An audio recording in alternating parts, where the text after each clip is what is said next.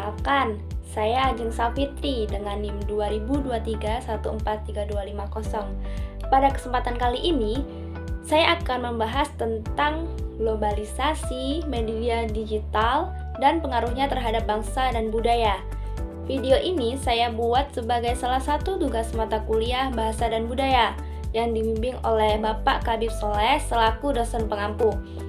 Semoga melalui penjelasan saya kali ini, kita bisa lebih memahami bagaimana pengaruh globalisasi dan perkembangan media digital terhadap kehidupan berbangsa dan berbudaya di Indonesia. Selamat menyaksikan. Baik, di sini ada globalisasi adalah proses ketika negara-negara di dunia menjadi semakin terhubung. Misalnya nih, berita atau tren di negara lain itu cepat sampai ke kita lewat media sosial. Nah, selanjutnya ada kemajuan teknologi informasi dan media digital. Teknologi informasi seperti internet dan smartphone itu membuat komunikasi jadi lebih mudah dan cepat. Contohnya, dulu untuk mengirim surat itu butuh berminggu-minggu. Sekarang cukup kirim email atau pesan WhatsApp aja yang sampai dalam hitungan detik. Nah, selanjutnya itu ada pengaruh media digital pada kehidupan manusia. Media digital membuat orang bisa berinteraksi tanpa harus bertatap muka. Misalnya nih, kamu bisa berdiskusi dengan teman lewat grup chat atau membagikan pengalamannya lewat Instagram. Baik, di sini ada media digital dalam era globalisasi.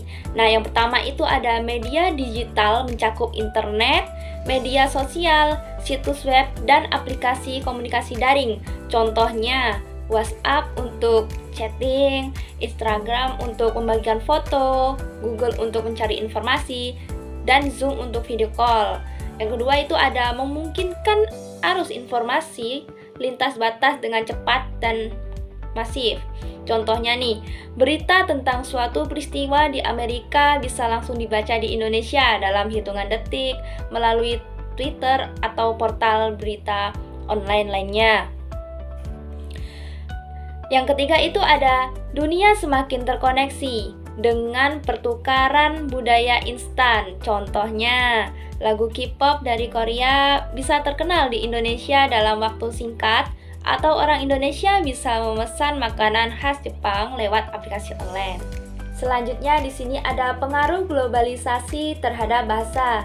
Yang pertama ada bahasa asing, terutama bahasa Inggris, semakin dominan di era digital. Contohnya nih, banyak situs web, aplikasi, dan konten online menggunakan bahasa Inggris sebagai bahasa utama, sehingga orang belajar bahasa Inggris itu untuk mengakses informasi tersebut. Nah, yang kedua itu ada muncul fenomena bilingualisme atau penggunaan dua bahasa dan hilangnya bahasa daerah.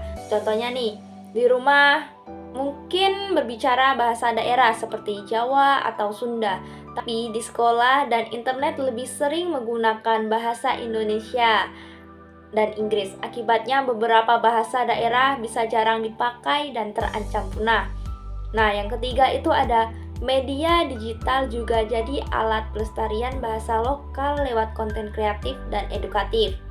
Contohnya nih, ada video YouTube, podcast, atau blog yang dibuat dalam bahasa daerah untuk mengajarkan dan melestarikan budaya dan bahasa setempat agar tidak hilang.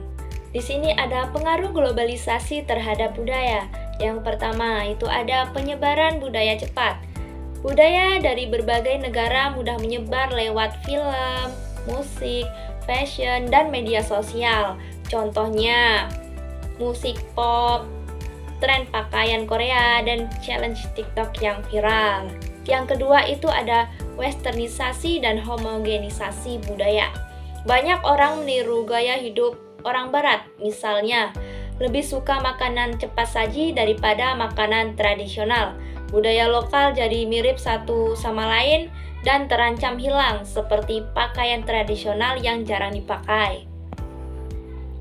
Nah, yang ketiga itu ada dampak positif teknologi. Internet dan media sosial bisa digunakan untuk melestarikan budaya Indonesia. Misalnya nih, lewat video tentang tari tradisional, makanan khas, dan wisata budaya. Nah, di sini ada tantangan dan peluang di era digital. Yang pertama, tantangan itu menjaga identitas budaya di tengah masuknya budaya asing. Contohnya, anak muda lebih mengenal Halloween daripada upacara adat di daerahnya. Yang kedua, solusi, tingkatkan literasi digital agar bijak dan menyaring informasi dan tidak mudah percaya hoax.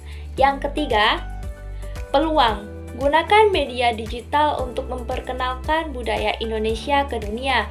Misalnya nih, lewat video tari, resep makanan, atau penjualan kerajinan online. Globalisasi dan teknologi digital itu seperti pisau bermata dua. Ada peluang besar atau kesempatan dan ada tantangan yang sangat berbahaya. Manfaatkan teknologi, kita wajib menggunakan teknologi, internet, atau media sosial untuk memperkuat budaya dan identitas lokal kita sendiri. Tujuan utamanya yaitu jadilah produsen, bukan hanya konsumen. Jangan hanya jadi penonton atau pemakai budaya luar. Kita harus aktif membuat, mempromosikan, dan menyebutkan budaya Indonesia ke dunia. Terima kasih sudah menyaksikan video dari saya. Semoga bermanfaat. Jika ada salah kata, saya mohon maaf. Saya akhiri. Wassalamualaikum warahmatullahi wabarakatuh.